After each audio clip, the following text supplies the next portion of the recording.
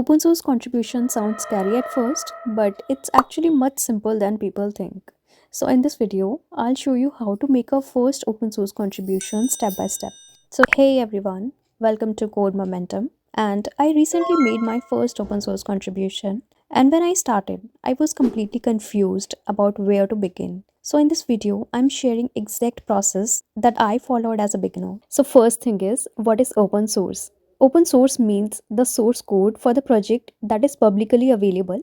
Anyone can read it, learn from it, and contribute the improvements. You don't need to be expert developer. Even small contributions like fixing bugs, improving documentation, or collecting typos are also valuable. Before we start contributing, we need few basic tools. First is Git, which help us to track the code changes. Second is a GitHub account, where the most open source projects are hosted. And third is a code editor like VS Code.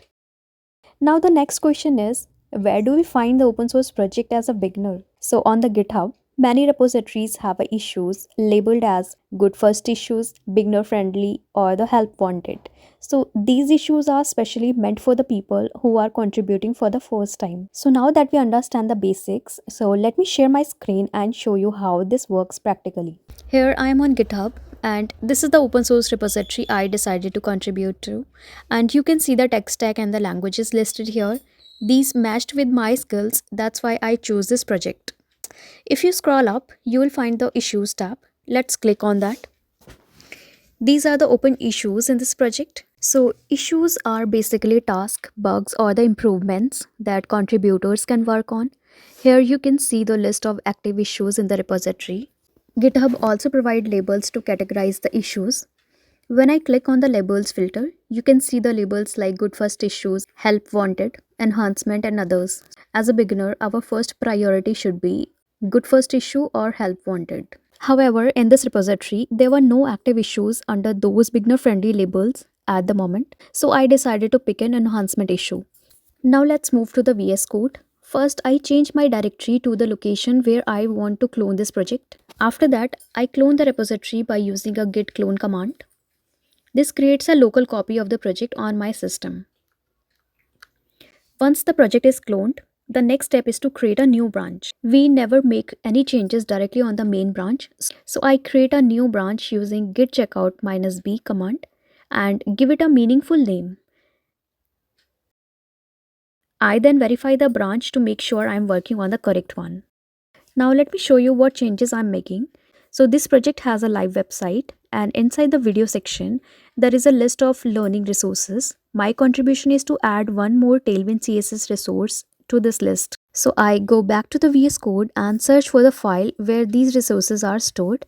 The file is located inside the video folder, and the file name is tailwind.json. Inside this file, I add a new object with the details like title, description, link, and the image. Since I don't have any image right now, so I am leaving it blank. This is the actual contribution I am making in this project. After making the changes, I check the Git status, and Git shows that one file has been modified. Then I add the changes using a git add command. After that, I commit the changes with a clear and meaningful message. Once the changes are committed, I push my branch to the GitHub. So this uploads my changes from local system to the remote repository. Now when I go back to the GitHub, I can see an option to compare and create a pull request. So I click on it and add a title and a short description explaining what I changed. So after that, I create a pull request, and that's it. This is my first open source contribution. This is exactly how you can make your first open source contribution step by step. And that's how I made my first open source contribution, and I hope this video helped you to understand the process clearly. If it did, don't forget to like the video, share it with someone who is just getting started, and subscribe to the channel for more such content.